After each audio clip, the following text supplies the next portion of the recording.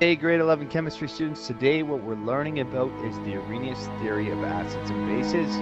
We're also learning about how to determine the concentration of an acid or base using a technique called the titration technique. It's also known as neutralization, which is when you add an acid and base together. So let's start off by looking at some acids and some bases. And can you determine if it's an acid or base? Well, you should know that an acid has hydrogen, okay? So acids have hydrogen. As well, bases, when you look at them, they have hydroxide. So, as well, if you look, all your bases, the ones that we just have, they are always going to be ionic, okay? And your acids will always be covalent, because remember, hydrogen is a nonmetal, okay? Whereas you have a metal and nonmetal to make a base.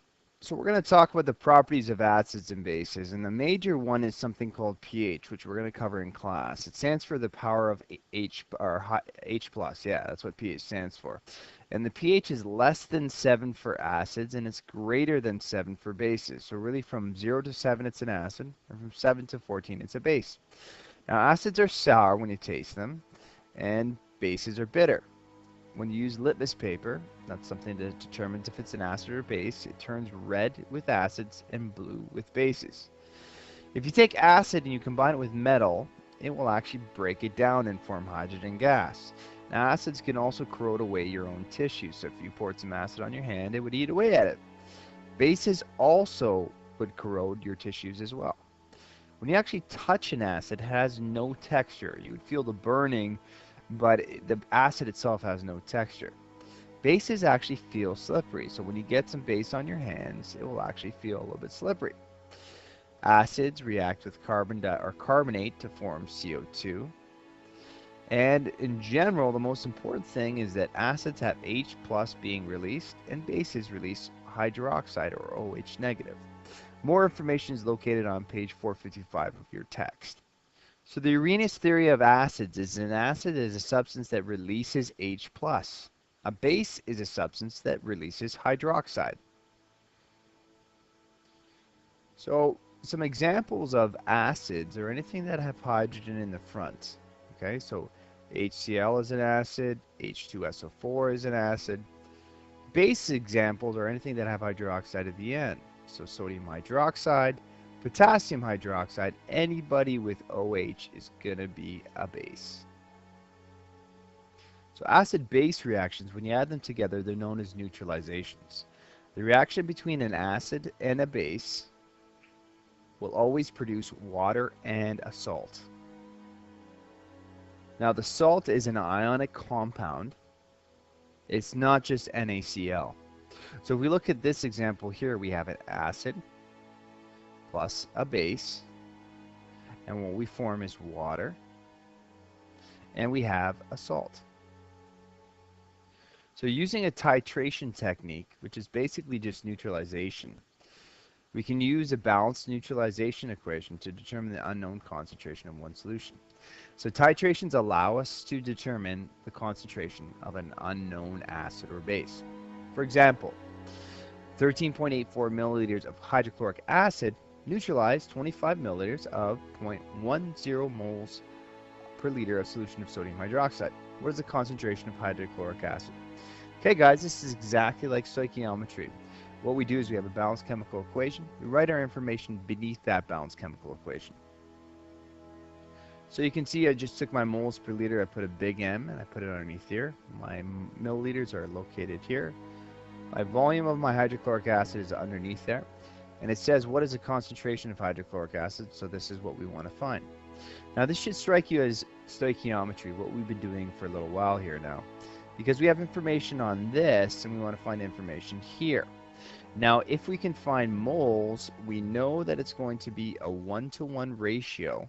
We don't have to show the molar hop here. We can find the moles here. So let's just go ahead and do that.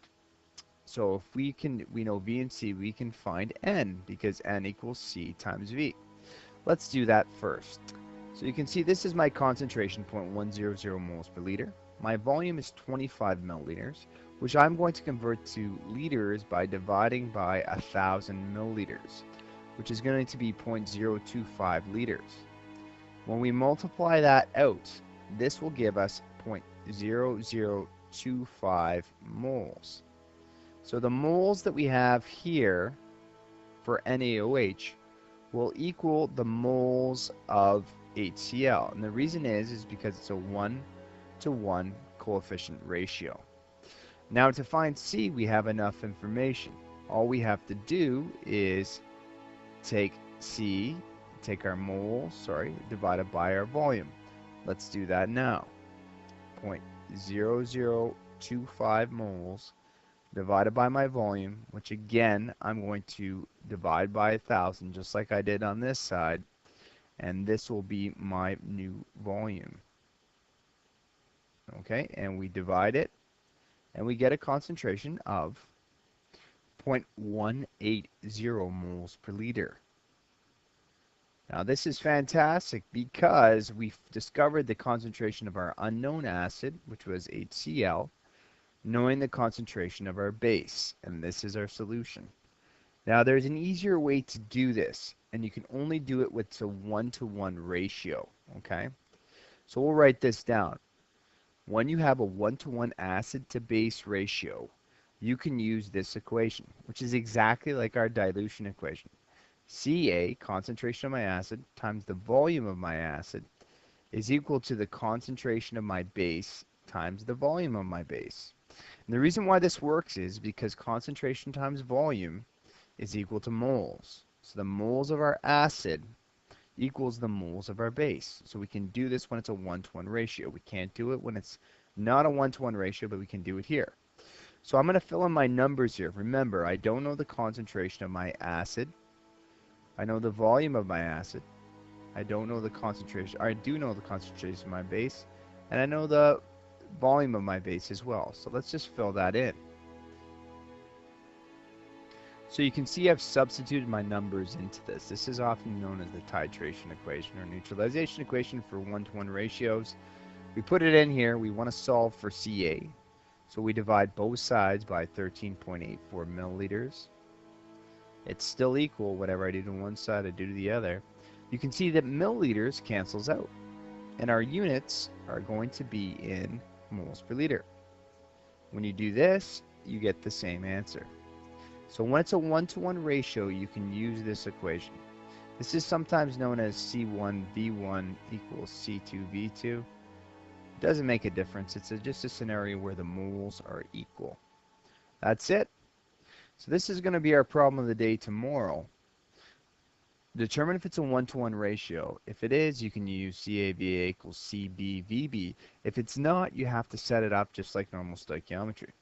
This question says 10 milliliters of sulfuric acid neutralizes 10 milliliters of 0.3 moles per liter solution of potassium hydroxide. What is the concentration of sulfuric acid? Step 1, balance the chemical equation. Step 2, write down your knowns. Once you have your knowns, use stoichiometry to solve your problem. I'd like to see this answered at the beginning of class tomorrow. So go ahead and do that. Show me and I'm going to check. Enjoy your day and see you tomorrow.